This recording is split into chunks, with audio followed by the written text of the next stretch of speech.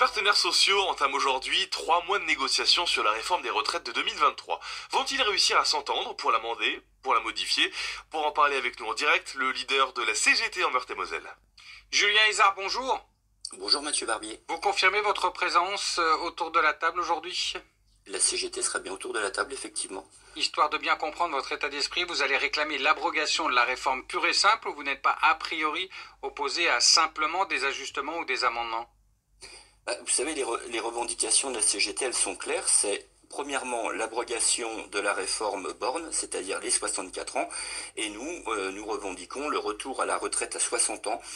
Donc ce sont les deux axes sur lesquels nous allons nous appuyer, et ce seront les deux propositions de la CGT au cours de ces 3 mois de négociation. On va y revenir sur vos deux propositions, mais François Bayrou a donné l'impression au départ de vous donner carte blanche, les partenaires sociaux, mais hier vous avez reçu une sorte de lettre de cadrage, avec une obligation, assurer l'équilibre du système vers 2030. Ça refroidit vos rêves de renverser la table?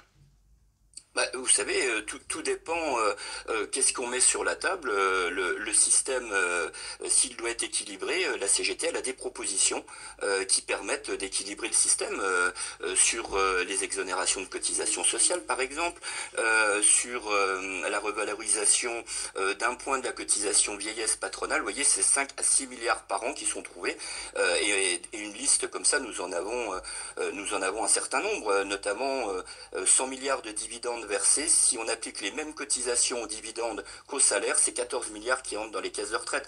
Donc vous voyez, si on veut équilibrer le système, on peut. C'est une histoire de volonté politique, mais je pense que M. Bayrou, il a un problème avec la volonté politique, puisque cette réforme, elle aurait dû passer devant le Parlement, parce que les Français se sont exprimés au mois de juin. Ils ont élu l'année dernière, ils ont élu une nouvelle Assemblée nationale, et il me semble que dans cette Assemblée, tout parti confondu, il y a une majorité pour abroger cette réforme.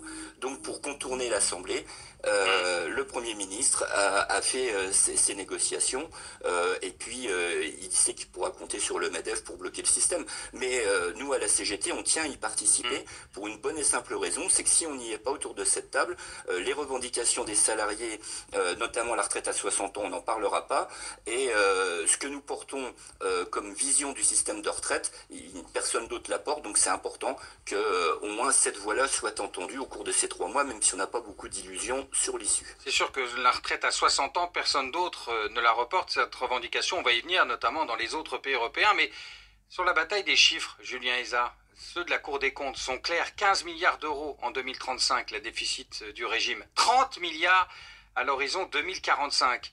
Il va quand même falloir en trouver des milliards. Vous en parliez à l'instant, mais il faut en trouver 45, Oui, aux deux propositions que je vous ai faites tout à l'heure, on peut rajouter, si on faisait cotiser l'ensemble des revenus, c'est-à-dire intéressement, participation, et dans certaines entreprises, on vous donne des actions gratuites. Si on cotisait là-dessus, c'est 2 milliards de plus. Et si on s'intéressait ça rentre dans les caisses de retraite, ça, quand on... Tout à fait. Oui, c'est des cotisations sociales, donc c'est pris par l'URSSAF. Et si on s'attaquait à la fraude aux cotisations sociales, parce qu'on nous parle souvent de la fraude sociale, mais la fraude aux cotisations, on n'en parle pas. Et donc c'est 6 à 7 milliards d'euros. Donc quand on additionne tout, vous voyez, on n'est pas loin de vos 45 milliards d'euros. Oui, mais pour un départ à 64 ans, Julien Hézard, parce qu'il va bien falloir régler la question de la balance actif-passif. Vous avez vu la courbe. Il y a de moins en moins d'actifs et de plus en plus de retraités. Et vous voulez encore alourdir la balance dans un sens. On a du mal à comprendre la logique, au bout du compte. Mais il s'agit également de s'occuper des exonérations de cotisation. Vous savez qu'il y a une certaine forme d'injustice. Que vous soyez un petit boulanger avec un salarié ou une grande entreprise du CAC 40, vous bénéficiez des mêmes exonérations. Je pense que l'entreprise du CAC 40, elle n'en a pas besoin, puisqu'elle est capable de donner 100 milliards d'euros de dividendes à ses actionnaires. Donc là aussi, il y a de l'argent à récupérer. Et puis, on peut aussi se poser la question du taux de cotisation. On ne la pose jamais aux salariés, ni à personne d'ailleurs. Mais le taux de cotisation, ça veut dire une baisse de pouvoir d'achat, une baisse du salaire net? Tout dépend, tout dépend. Si vous mettez le SMIC à 2 000 € comme le demande la CGT, mécaniquement, vous avez le même salaire net, même si vous prenez un point de cotisation. Donc vous voyez, il y a plein de mesures qui pourraient être prises. Je pourrais aussi vous parler de l'égalité entre les femmes et les hommes au niveau du salaire. Il y a des vraies différences.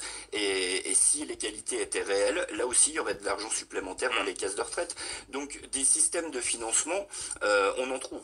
Et de l'argent, on peut en trouver. Simplement, il faut une volonté politique. Et aujourd'hui, elle n'est pas sur la table. Aujourd'hui, la volonté, c'est de maintenir les 64 ans et de dire, vous voyez, il n'y a pas d'autre solution. Mais quand on creuse un peu, on en trouve des solutions. Après, effectivement, il faut financer, il faut payer. Et chacun. Le problème, c'est que Vous dites, Julien Hézard, que des solutions, il y en a. Il n'y a que les syndicats français en Europe qui en trouvent. Parce que c'est pas la première fois que je vous pose cette question.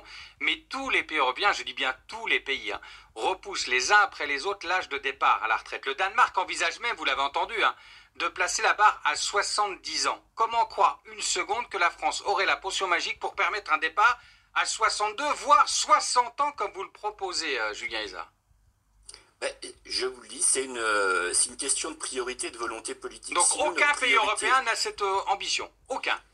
Pour les 27. A priori non, parce que nous, ce que l'on défend, c'est de dire que nous ne sommes pas corvéables à merci, qu'à un moment, on a le droit dans sa vie que le travail salarié s'arrête pour pouvoir avoir du temps pour soi et du temps pour les autres. Et là, c'est un débat qui dépasse largement la discussion d'aujourd'hui, mais regardez, dans les conseils municipaux, ce sont beaucoup des retraités, dans les associations, ce sont beaucoup des retraités, donc ils ont une activité qui n'est plus salariée, mais cette activité, elle est importante, et nous, à la CGT, on estime que à un moment, on a le droit à du temps, pour nous et pour les autres. Merci beaucoup, Julien Hézard, d'avoir défendu vos arguments, vos idées.